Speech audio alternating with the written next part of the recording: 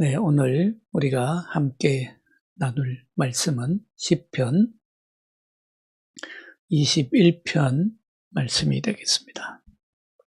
시편 21편 말씀입니다.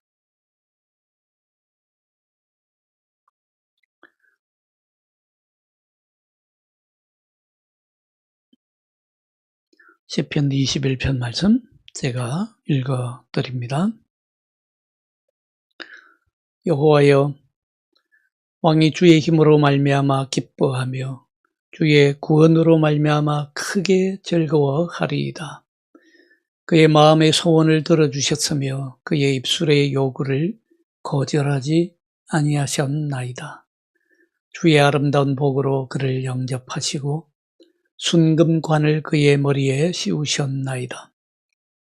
그가 생명을 구하매 주께서 그에게 주셨으니 곧 영원한 장수로소이다. 주의 구원이 그의 영광을 크게 하시고 존귀와 위엄을 그에게 입히시나이다. 그가 영원토록 지극한 복을 받게 하시며 주 앞에서 기쁘고 즐겁게 하시나이다. 왕이 여호와를 의지하오니 지존하신 이의 인자함으로 흔들리지 아니하리이다. 왕의 모든 원수들을 찾아내며 왕의 오른손이 왕을 미워하는 자들을 찾아내리로다. 왕이 노하실 때에 그들을 풀무불 같게 할 것이라. 여호와께서 진노하사 그들을 삼키시리니 불이 그들을 소멸하리로다. 왕이 그들의 후손을 땅에서 멸하며 그들의 자손을 사람 중에서 끊으리로다. 비록 그들이 왕을 해하려 하여 음모를 꾸몄으나 이루지 못하도다. 왕이 그들로 돌아서게 하며 그들의 얼굴을 향하여 활시를 당기리로다. 여호와여, 주의 능력으로 높임을 받으소서. 우리가 주의 권능을 노래하고 찬송하게 하소서. 아멘. 예, 오늘 본문 시편 21편 역시 왕에 관한 얘기입니다.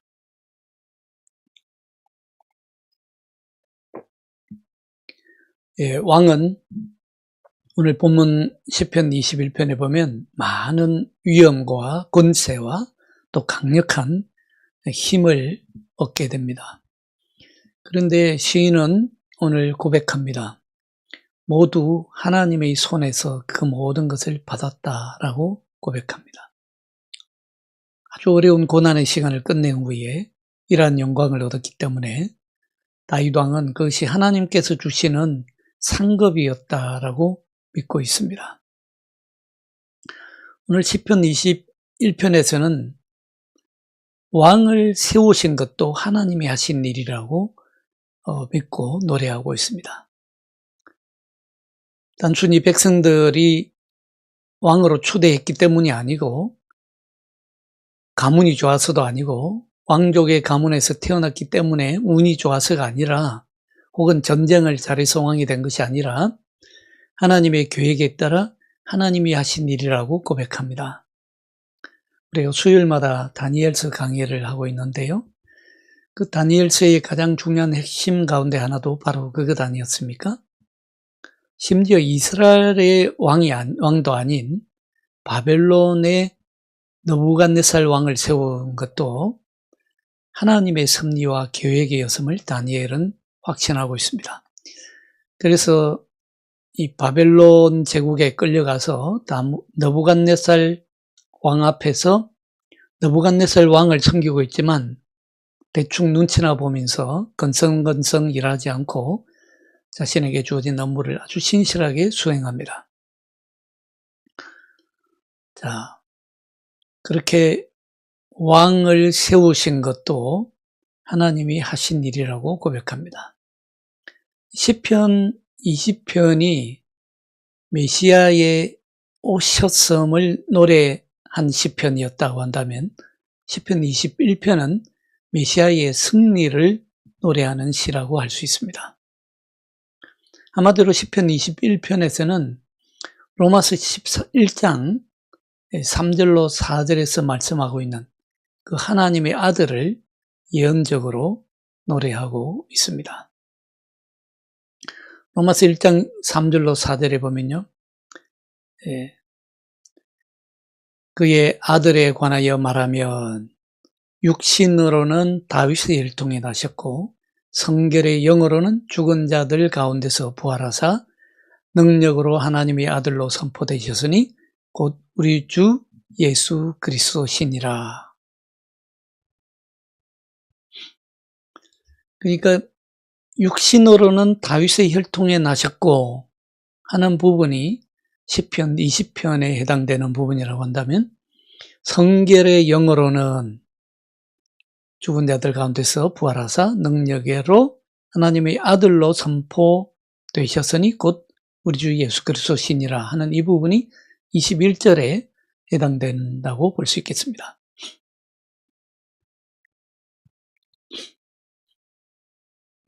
역시 시편 21편도 왕을 노래하면서 왕을 위해서 기도하며 왕을 찬양하고 있으면서 예언적으로는 오신 예수 그리스도의 승리를 노래하고 있지요.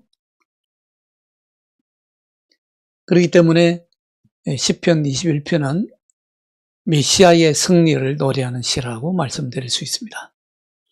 여러분들, 예수님이 특별히 기뻐하시는 것이 있습니다. 그것은 우리 믿는 사람들이 인간으로서 오신 예수님에게 주어진 그 모든 약속들에 우리 믿는 사람들이 참여하게 되는 것, 그걸 예수님이 특별히 기뻐하십니다. 모두가 예수님의 즐거움에 참여하기를 바라고 모두가 예수님이 받으시는 영광에 함께 참여하기를 원하십니다. 그것이 우리가 그런 영광과 기쁨에 참여한다면 주님께서 가장 기뻐하시는 일이십니다. 오늘 6절에 보시면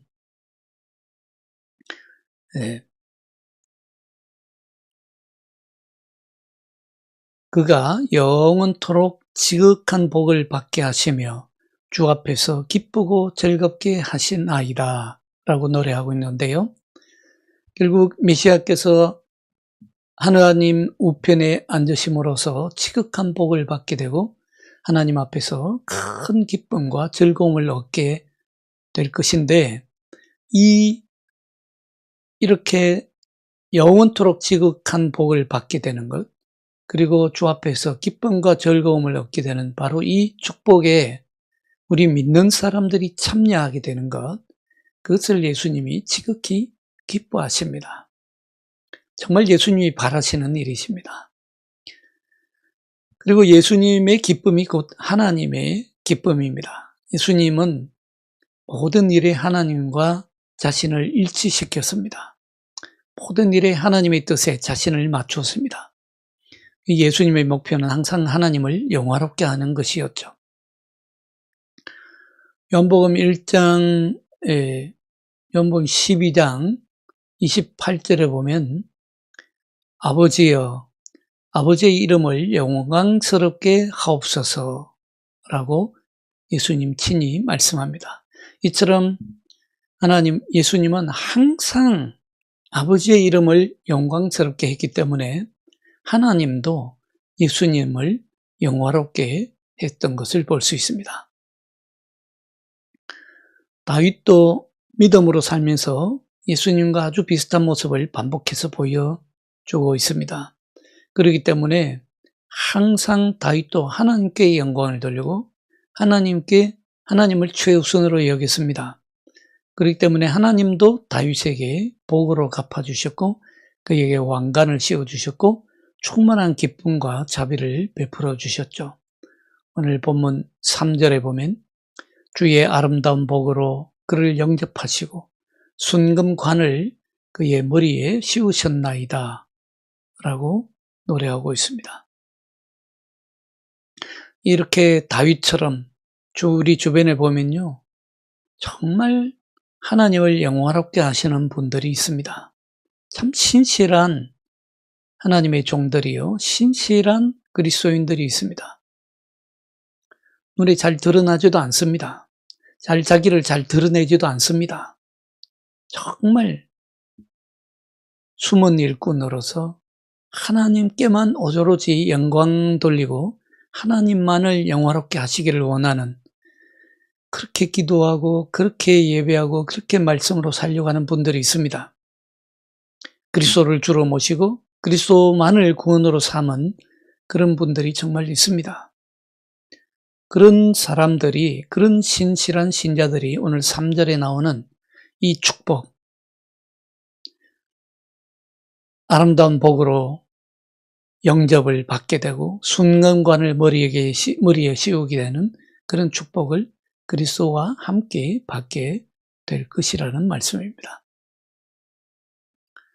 4절에도 보면 하나님의 축복의 말씀이 있죠. 그가 생명을 구하매 주께서 그에게 주셨으니 곧 영원한 장수로소이다. 영원한, 생명을 구하니까 영원한 장수를 하나님께서 주셨다라고 하는데, 여기서 장수한다라고 되어 있으니까 약간의 오해의 소지가 있습니다. 원문에 보면 그 날이 항상 그리고 영원할 것입니다. 문자 그대로 보면 이런 뜻입니다.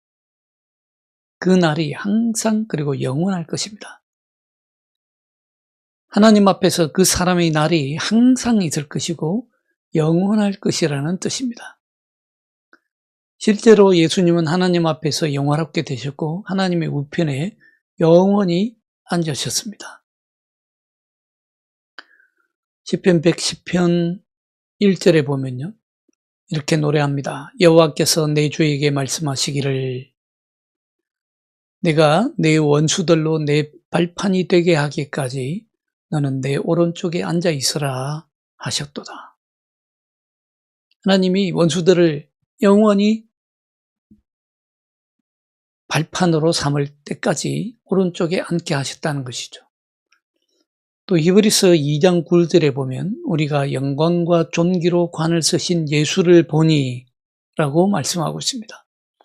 이처럼 예수님은 영광과 존귀로 관을 씌우시고 하나님 우편에 앉으시는 큰 영광을 영원히 얻으셨죠. 그래서 오늘 본문 5절에 보면 이렇게 노래합니다. 주의 구원이 그의 영광을 크게 하시고 존귀와 위엄을 그에게 입히시나이다. 특히 이 5절은 이제 부활하시고 영화롭게 되신 예수님에게 해당되는 말씀입니다. 부활하시고 난 다음에 영화롭게 되신 예수님, 이미 영광을 얻으신 예수님에게 해당되는 말씀입니다. 영광을 크게 하시고 존귀와 위엄을 그에게 입히셨다. 예수님은 이제 예수님을 믿는 모든 신앙인들을 대표해서요, 하늘에서 이 영광스러운 하나님 우편의 자리에 앉으셨습니다. 예수님이 하나님 우편에 앉으신 것은 그냥 홀로 하나님 우편에 앉기 위해서가 아닙니다. 우리를 대표해서, 예수님을 믿는 모든 사람을 대표해서 앉으신 것입니다.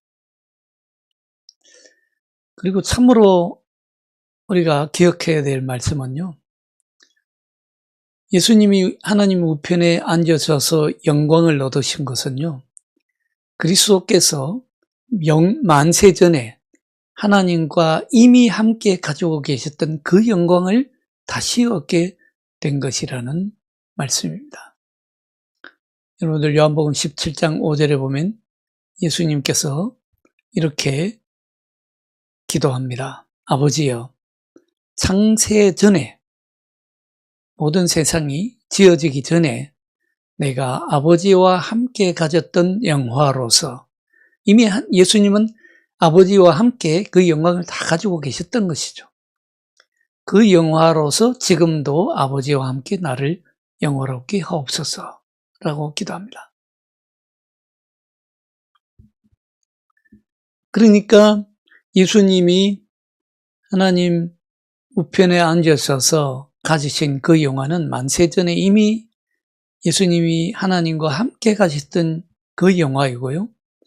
그리고 또 한 가지, 예수님이 하나님 우편에 앉으셔서 받으신 영광은 홀로 취하신 영광이 아니랍니다. 홀로 취하신 영광이 아니라 우리를 대표해서 우리와 함께 영광을 받기 위해서 얻으신 영광이라는 것입니다. 여러분, 예수님이 부활 승천하신 것도 홀로 영화롭게 되시기 위해서 부활 승천하신 것이 아니죠. 예수님이 올리우신 것은요, 우리를 올리기 위해서 올리우신 것이죠.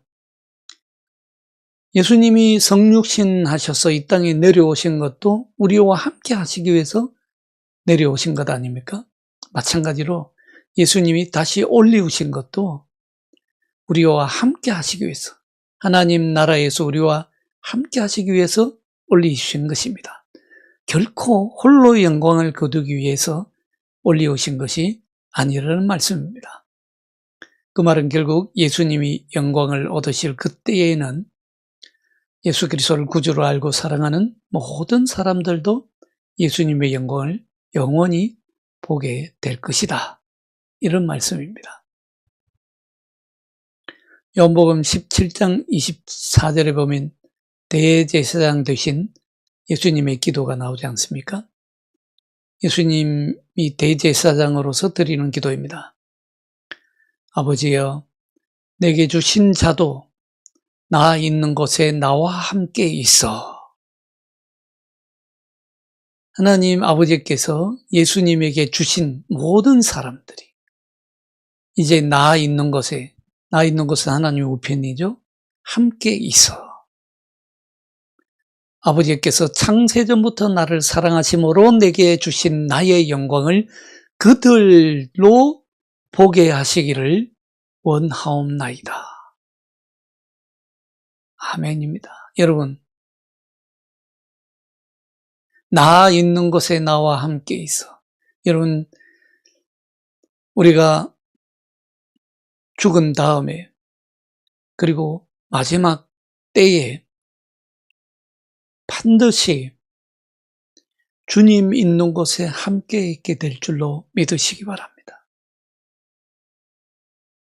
그리고 하나님께서 하나님 우편에 앉게 하신 그 영광을, 주님께서 주신 그 영광을 우리도 보게 될 줄로 여러분 믿으시기 바랍니다.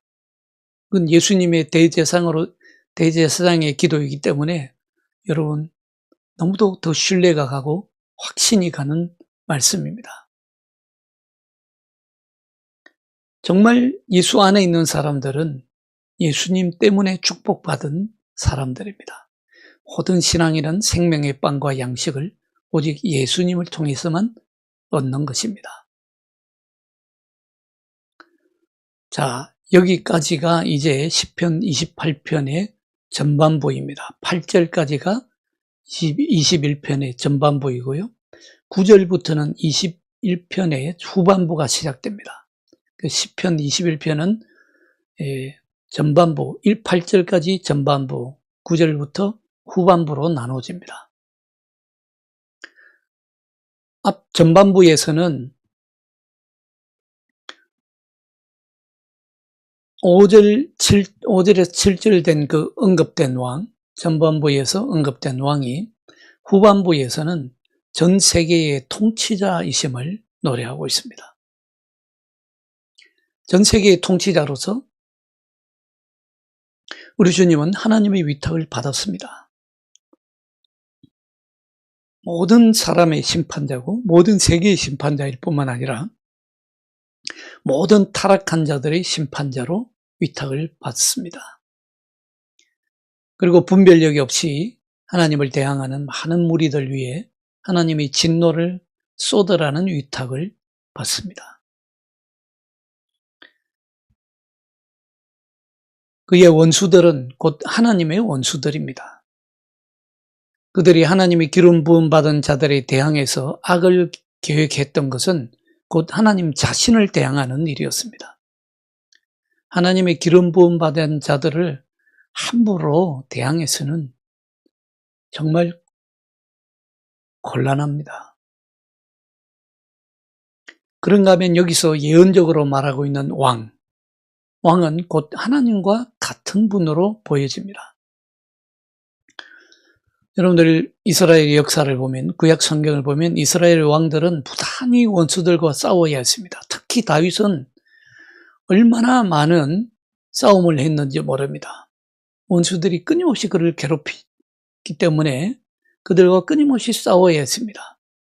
그런데 그 원수들이 때로는 이스라엘 국경 안에 있었고, 이스라엘 나라 안에 있었고, 때로는 이스라엘 나라 밖에 있었습니다. 이스라엘 안과 밖에 원수들이 진치고 있습니다. 여러분들 잘 보시기 바랍니다. 오늘날도 마찬가지입니다. 원수들이요, 교회 밖에만 있는 것이 아닙니다. 교회 안에도 원수들이 있습니다. 바로 이것이요, 내가 교회에 다닌다는 것만으로 자족하고 만족할 이유가 하나도 없는 이유입니다. 내가 하나님 안에 있는가, 아니면 하나님 밖에 있는가, 그것이 중요하다는 것이죠. 교회 다니냐, 교회 다니 아니냐, 그보다 더 본질적으로 내 안에 예수님이 계시는가, 내가 정말 성령의 인도하심을 받고 있는가, 성령의 거룩하심을 따라 살고 있는가, 그것이 본질입니다. 그래서 여러분들 종교개혁가 마틴 루터와 칼빈은요, 보이지 않는 교회가 있다고 하지 않습니까? 눈에 보이는 교회가 전부가 아니라는 말씀이죠. 오히려 눈에 보이지 않는 교회가 진짜 교회라고 말합니다. 눈에 보이는 교회 속에는요, 알곡도 있고 가라지도 있을 수 있습니다. 그러나 눈에 보이지 않는 교회는 알곡만 있습니다. 우리 눈에는 보이지 않지만 하나님 눈에만 보이는 알곡과 같은 그리스도인들이 있다는 말씀입니다. 지금은 비록 드러나 보이지 않지만 하나님의 때가 올 때에는 가라지들은 모두 심판주로 오실 예수님의 심판을 면하지 못할 것이라는 겁니다. 오늘 8절에 말씀합니다. 8절에서 그래서 노래합니다. 왕의 손이 왕의 모든 원수들을 찾아내미어 왕의 오른손이 왕을 미워하는 자들을 찾아내리로다. 다 찾아낼 것이라는 것입니다. 모든 원수들을.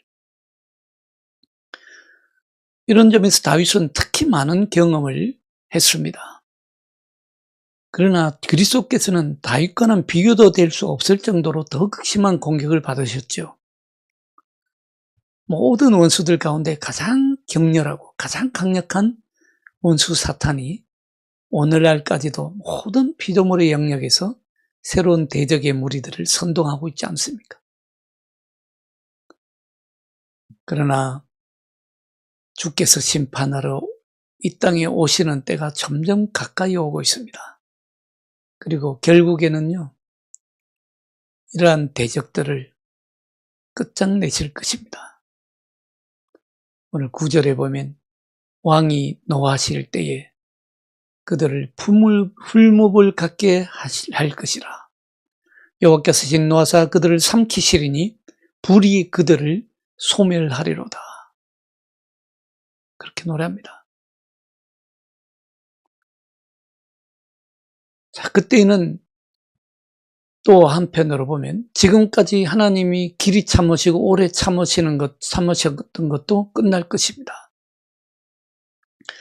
여러분들 출애굽기 34장 6절에 보면 여호와라 여호와라 자비롭고 은혜롭고 노하기를 더디하고 인자와 진실이 많은 하나님이라 라고 말씀하지 않습니까?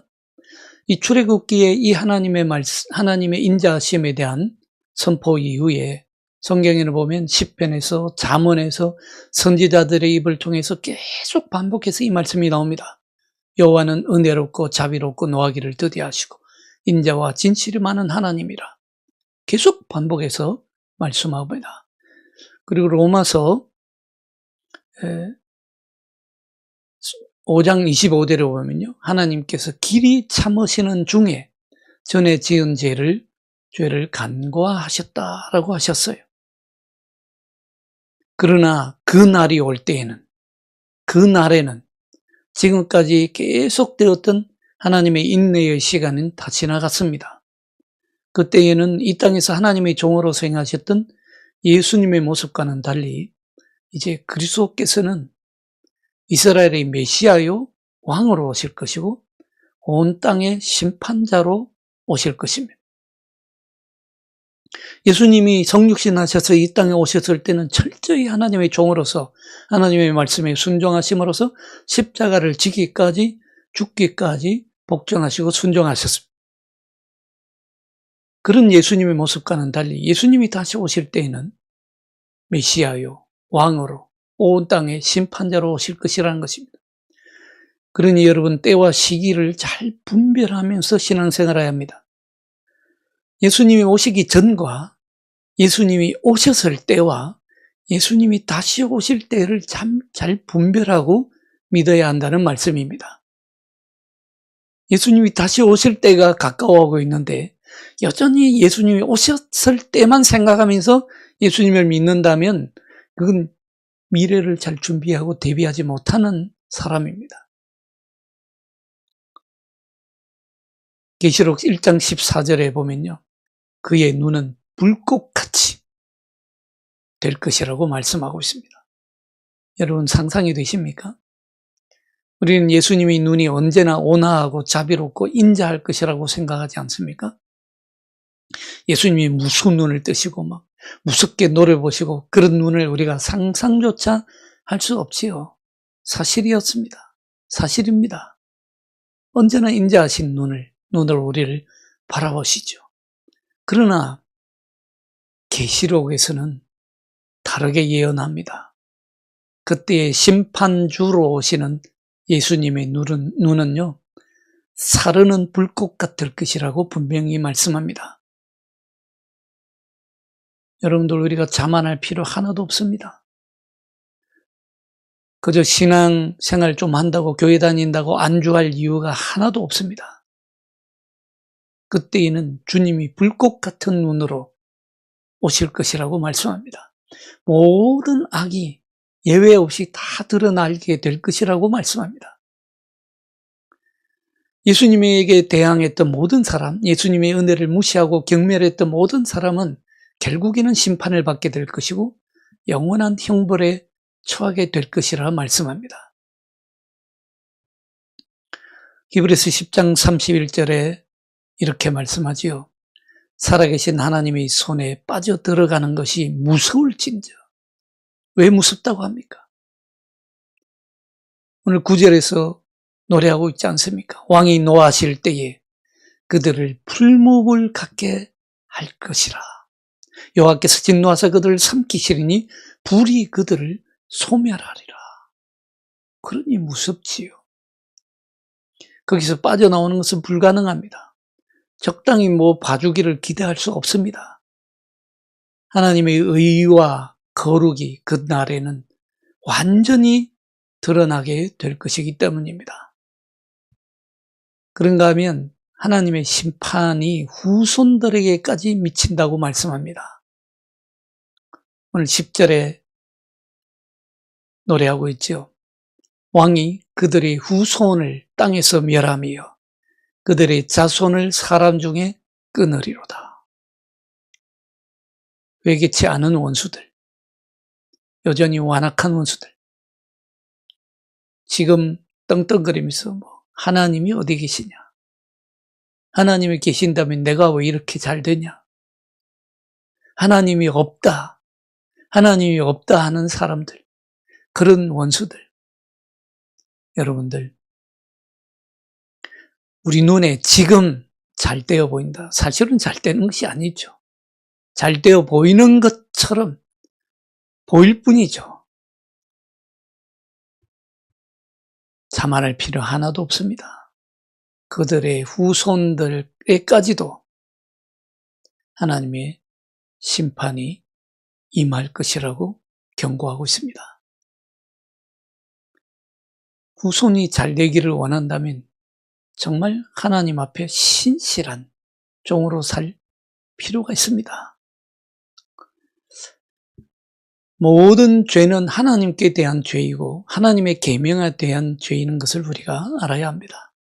그래서 시편 기자는 노래하지 않습니까? 시편 51편 4절에 보면 내가 주께만 범죄하여 주의 목전에 악을 행하여 싸우니 주께만 범죄했다라고 고백합니다. 그리고 하나님의 아들에 대항해서 도모하던 모든 악한 계획들은 다 수포로 돌아갈 것이라고 경고합니다. 오늘 11절에 노래합니다. 비록 그들이 왕을 해하려 하여 음모를 꾸몄으나 이루지 못하도다. 이루지 못할 것이라는 것입니다. 예수님이 이 땅에 계셨을 때 꼭 이랬다는 예언적 말씀입니다.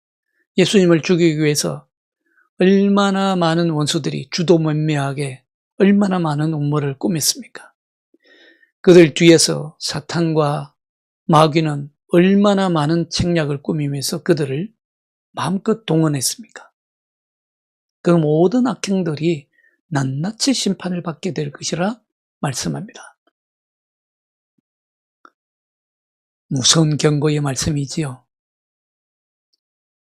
그날은 그런 악한 자들에게는 주의 심판의 날이 될 것이라고 분명히 경고합니다.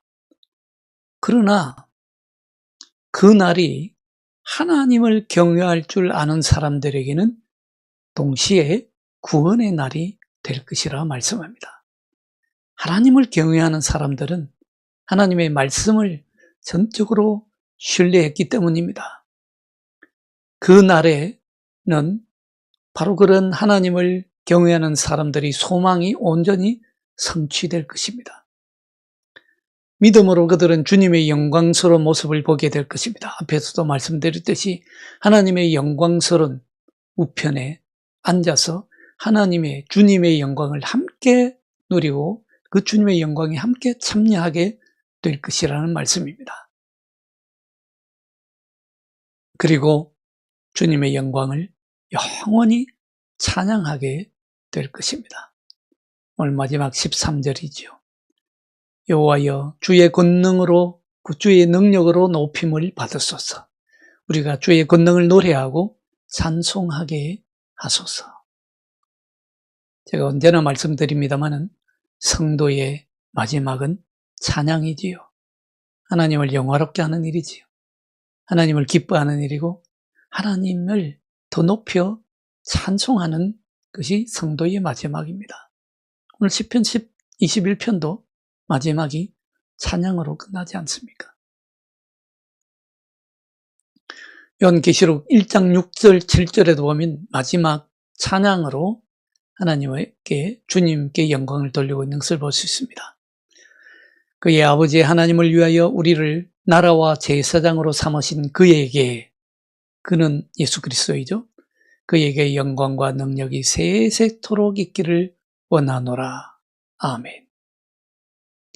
볼지어다 그가 구름을 타고 오시리라. 각 사람이 눈이 그를 보겠고 그를 찌른 자들도 볼 것이요 땅에 있는 모든 족속이 그로 말미암아 애곡하리니 그러하리라. 아멘. 그렇지 않습니까? 주님께 영광과 능력이 세세토록 있을 것이고 구름 타고 주님께서 다시 오실 때에 모든 사람이 그의 눈을 볼 텐데 그를 찌른 자들도 볼 것이야. 그를 찌른 자들에게는 심판의 날이고 그를 찌른 자들에게는 애곡의 날이 될 것이죠. 그러나 주를 경외하는 자들에게는 구원의 날이 될 것이라는 것이죠. 이사야서 2장 11절에도 똑같은 예언을 합니다. 그날에 눈이 높은 자가 낮아지며 교만한 자가 굴복되고 여호와께서 홀로 높임을 받으시리라. 이사야의 바로 이 예언이 요한계시록에서 성취된 것으로 볼 수 있습니다. 결국 하나님만 홀로 높임을 받을 것임을 찬양하고 있습니다. 그러니 이사야 선지자는 결론적으로 근고의 메시지를 우리에게 줍니다. 이사야서 2장 22절에 보면 너희는 인생을 의지하지 말라. 그의 호흡은 코에 있나니 새말 가치가 어디 있느냐. 너희는 인생을 의지하지 말라. 인생을 의지할 것 하나도 없다는 말씀이죠. 왜? 인생의 호흡은 코에 있다. 코에 숨 하나 막히면 그냥 그날로 생명이 끝나는 것이죠. 하나님이 코에 생기를 불어넣음으로써 생명이 되었던 것처럼 하나님이 그 코에 생기를 멈추면 그날로 끝나는 수밖에 없는 허무한 인생이라는 것이죠. 그러니 뭘 셈하겠냐는 겁니다. 사랑하는 여러분, 어떻게 살아야 되겠습니까? 우리는 하나님을 믿는 신자들로서 정말 마지막 때를 향하여 가고 있는 이 날에, 아니 마지막 때가 점점 다가오고 있는 이 때에 어떻게 살아야 되겠습니까? 그날은 반드시 올 것임을 기억해야 됩니다. 그날이 올 때에 그날이 저와 여러분에게 심판의 날이 되겠습니까? 아니면 구원의 날이 되겠습니까? 어떤 날이 되기를 원하십니까? 그 날이 정말 저와 여러분에게 하나님의 구원의 날이 되기를 간절히 바랍니다. 하나님의 영광이 여러분들 위에 정말 충만하게 더해지는 그런 날이 되기를 원합니다. 그러기 위해서는요, 여러분들 다시 말씀드립니다마는 때를 잘 분별하며 살아야 합니다. 때를 잘 분별하면서 인생을 의지하지 말고 주만 의지하며 살아야 할 것입니다. 소망을 가지고요, 끝까지 주님만 의지하시기 바랍니다. 주만 의지하는 사람은 그날에 주님으로부터 큰 영광을 얻게 될 것입니다. 결국에는 주께서 그를 높이실 것입니다. 사랑하는 여러분, 끝까지 주를 의지함으로, 때를 잘 분별함으로 다윗과 같이 주님의 영광에 참여하는 저와 여러분 되시기를 주님의 이름으로 축원합니다. 기도하겠습니다. 주님 감사합니다. 이 혼란스러운 때에 깨어있게 하시니 감사합니다. 깨어서 때를 분별할 수 있게 하시니 감사합니다. 성령의 거룩하심을 따라, 성령의 인도하심을 따라 영적인 눈을 뜨고 주님의 역사를 보며 살게 하시니 감사합니다. 하나님, 정말 사람들의 눈에는 보이지 않지만 하나님의 눈에는 보이는, 눈에 보이지 않는 교회에 속한 성도들로 살게 하여 주옵소서. 때를 잘 분별함으로 인생을 의지하지 말고 오직 주님만을 의지함으로 그 날에 주의 영광에 참여하는 거룩한 주의 성도들이 다 되게 하여 주시옵소서. 우리를 구원하신 주 예수 그리스도의 이름으로 기도하옵나이다. 아멘. 네, 주기 도문으로 마칩니다. 하늘에 계신 우리 아버지, 아버지의 이름을 거룩하게 하시며 아버지의 나라가 오게 하시며 아버지의 뜻이 하늘에서와 같이 땅에서도 이루어지게 하소서. 오늘 우리에게 일용할 양식을 주시고 우리가 우리에게 잘못한 사람을 용서하여 준 것 같이 우리 죄를 용서하여 주시고 우리를 시험에 빠지지 않게 하시고 악에서 구하소서. 나라와 권능과 영광이 영원히 아버지의 것입니다. 아멘. 네, 새벽기도 마쳤습니다. 여러분 오늘 하루 주 안에서 복되고 평안하고 기쁜 하루 되시고 내일 또 뵙도록 하겠습니다.